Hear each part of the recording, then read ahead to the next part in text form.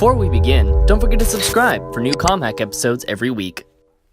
Well, hello everyone, and welcome back to ComHack, where we talk about communication hacks. That's what we're about. Before we get started, though, I want to let you guys know, if you have an idea for a future episode, don't forget to drop a comment down below and let us know what you want us to discuss. And on today's episode, we're going to talk about social media again, because we know we all love social media. And we want to talk about kind of how a bigger picture of like matching some of the content to the particular platforms and how you can maximize your views of your content depending on the platform you choose. And I know, Josh, this is a topic that's not often talked about, but it really should be, because there's a lot of differences between the different social platforms and kind of the stuff we write about. So why don't you tell us more? We've all had those friends or family members that, you know, they'll post the wrong content on, you know, the wrong platform, and you're like, listen, mom, dad, brother, sister, friend, whoever, I understand that you've got this book you want us to read. Twitter's not the right approach, right? And so sometimes just understanding what each platform is about is kind of helpful. And most people know it because it's a little bit obvious. You know, LinkedIn is going to be more of the business route.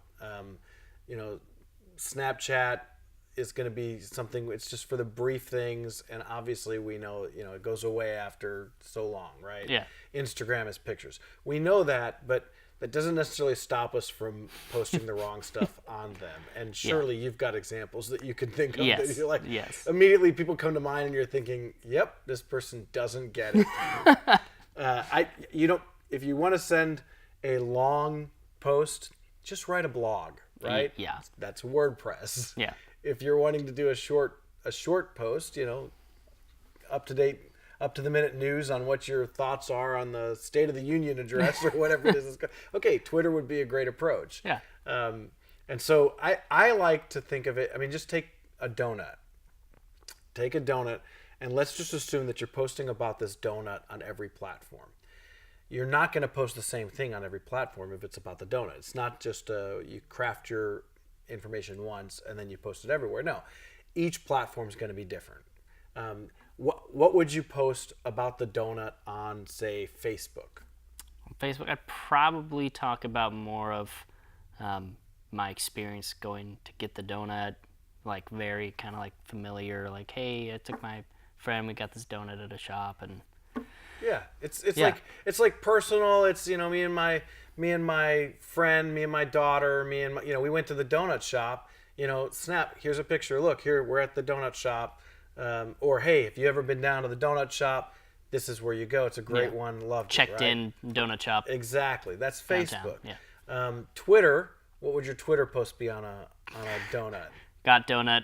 Was yummy. Hashtag donut. Hashtag donut, right.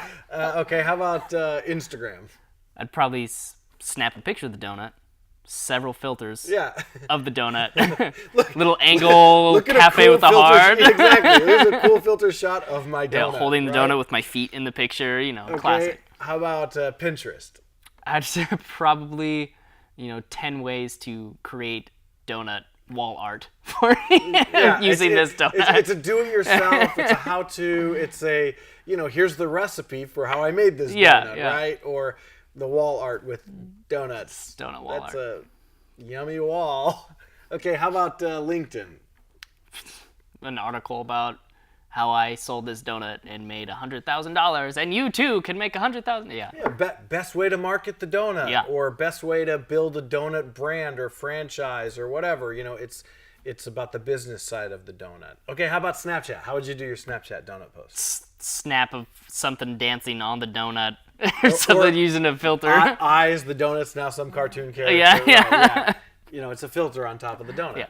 Yeah. So the point is, okay, WordPress or one of the blog sites. 10-page blog about how this donut has changed society for the better. Yeah. So obviously we know in practice how the different platforms work, but understanding that each platform does have a specific audience, and you can break the rules with those things. You can post, your story of eating the donut on Instagram instead of Facebook, because maybe you have an Instagram but you don't have a Facebook. But understand that the audience that's on Instagram or the audience that's on whatever the respective platform is that you're looking at, they're used to a specific type of content. And so when you break outside of that particular frame of reference or that kind of content, you're conducting that expectancy violation theory that we talked about in the previous episode.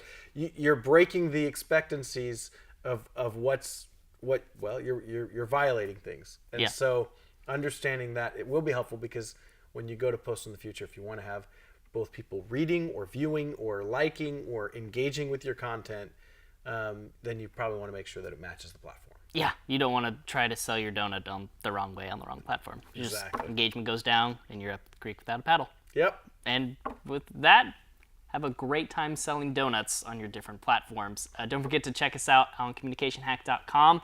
You can always find me on Instagram at @TLJonesy_. And I'm at Joshua D. Weiss. And we would love for you to come back. Don't forget to tell your friends, and we will see you next time.